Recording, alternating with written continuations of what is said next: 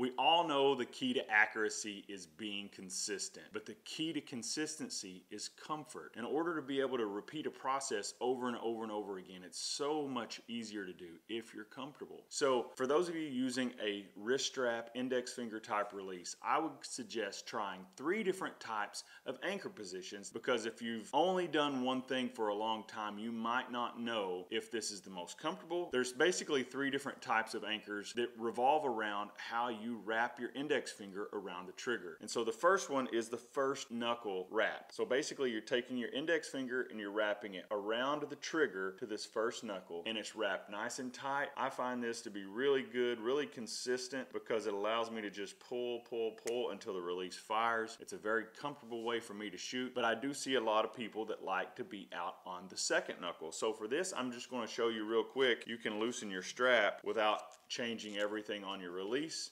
Just go to the next strap hole, and now the release will be lengthened out a little bit further, and this second knuckle will fit right there on the release. And so then you can shoot that style, but that's going to make your draw length feel a little bit longer if you're used to wrapping to the first knuckle. If you're used to using the second knuckle and you try wrapping to the first knuckle, it's going to make your draw length feel a little bit shorter. So remember, there is a little bit of give and take in all of this. And the last thing I would suggest to do is the fingertip. Now, most people aren't very consistent with this method because it promotes a little bit too much of trigger punching. So for this one, I would tell you probably loosen up. If you're using a release like the Scott Jaws here, or any of the Scott releases, they have a body on them that is adjustable, unless it's original caliper or something like that. But almost all of the Scott releases have this adjustment system on it, whether it's 3-hole or 5-hole. But it's super simple. 3/32 Allen key, pull the screw out, the whole body slides up or down, put the screw back in. Very simple, and you can change the length of your release. Find out what's most comfortable so you can be the best bow hunter and best target archer that you can possibly be by being comfortable with your release.